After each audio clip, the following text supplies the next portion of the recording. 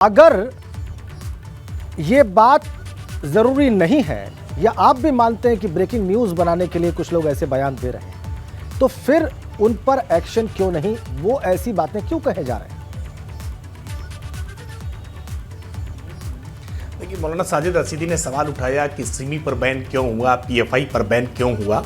मुझे लगता है मौलाना साजिद रशीदी जानते हैं, लेकिन जानबूझ करके बड़ी कुटिलता के साथ इस तरह के सवाल रखते हैं। इसलिए बैन हुआ क्योंकि वो अलतकैया करके, वो जिहाद करके, काफिरों का कत्लेआम करके इस दारुल हरब को दारुल इस्लाम में बदलने का प्रयास कर रहे थे।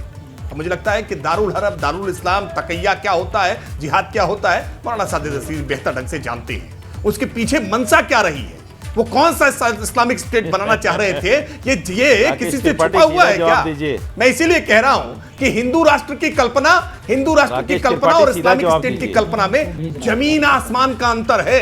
इतना दूरी है, इतना गैप है, उसको समझिए। ये सर्वे भवन्तु सुखिनः की हम कल्पना की बात कर रहे हैं और आप एक ऐसे स्टेट की बात कर रहे हैं जहां की पूजा पद्धति, उपासना पद्धति राज्य के द्वारा तय की जाए, शासन के द्वारा तय किया जाए। भारत संविधान से चलता है, किसी पुस्तक और किसी मजहबी पुस्तक के आधार पर नहीं चलेगा। भारत डेमोक्रेसी के आधार पर चलेगा और इसीलिए ये हिंदू राष्ट्र की कल्पना यहां साकार की जा सकती है, इसको साथ जिया जा सकता है, इसको लेकर आगे बढ़ा जा सकता है। तो इसलिए मैं फिर बार-बार कह रहा हूं कि जो लोगों को हिंदू राष्ट्र के बारे में समझ नहीं है, वो जानबूझकर पर विवाद खड़े करने का प्रयास करते हैं। हिंदू राष्ट्र को लेकर किसी प्रकार का कोई विवाद नहीं होना चाहिए। ठीक है साजिद रशीदी, आप अपनी बात रखिए, फिर मोहम्मद फरहान की बात सुनेंगे, फिर महंत राजू दास जी की बात भी सुननी है। बहुत जल्दी से साजिद रशीदी जी, बहुत जल्दी से। देखिए राकेश भाई ने, मेरे मित्र हैं, राकेश भाई ने कितने अच्छे तरीके से एक जलेबी बनाई। आप मुझे ये बताइए सीधे तौर पर, अगर आप इसको हिंदू राष्ट्र घोषित करेंगे जैसा धीरेन्द्र शास्त्री कह रहे हैं, तो मुसलमान इसका विरोध करेगा, सिख इसका विरोध करेगा, जैन इसका विरोध करेगा, तो झगड़ा तो होगा, फसाद तो होगा, लड़ाई तो होगी। तो उसमें क्या खून नहीं बहेगा? तो सवाल जलेबी मत बनाइए, आप ये कहिए कि धीरेन्द्र शास्त्री पर कार्रवाई क्यों नहीं हो रही है।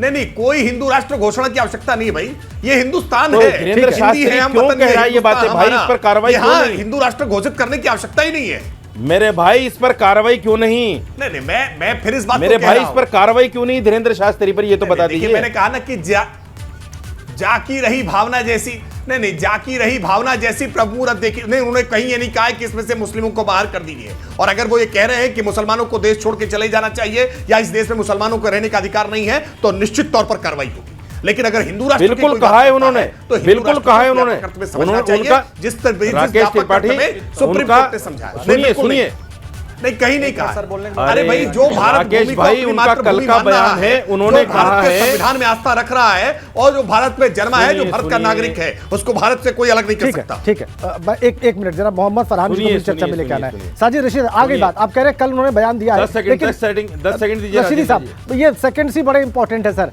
मैं मोहम्मद फरहान को चर्चा में लेकर आया है, ये कहा है कि मुसलमान जिसको यहाँ रहना है रहे, जिसको जाना है। आ गई आपकी बात, मोहम्मद फरहान की बात भी सुननी जरूरी है। फरहान साहब बहुत जल्दी से।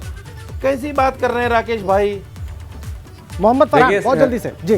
देखिए राकेश त्रिपाठी जी चैनल पर बैठ करके राकेश त्रिपाठी जी चैनल पर बैठ के तमाम बड़ी बड़ी बातें कर दे रहे हैं, मगर इनको ये नहीं पता ये मध्य प्रदेश का मामला है और मध्य प्रदेश में भारतीय जनता पार्टी की सरकार है और धीरेन्द्र शास्त्री ने जो बातें कही है वो बिल्कुल निंदनीय है और उसके खिलाफ FIR होनी चाहिए। दूसरी बात मैं कहना चाहूँ, उत्तर प्रदेश के अंदर योगी जी की सरकार है, एक साधु की सरकार है और उसके बाद क्या नाम है, स्वामी प्रसाद मौर्य जी बार बार रामचरितमानस का अपमान कर रहे हैं। भारतीय जनता पार्टी उनको जेल नहीं भेज पा रही है और यहाँ महंत राजू दास जी बैठे, उनके साथ हाथापाई और मारपीट होती है।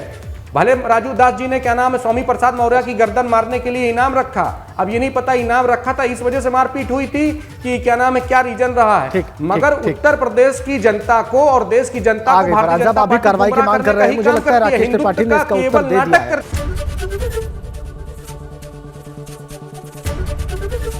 ABP गंगा, खबर आपकी, जुबान आपकी।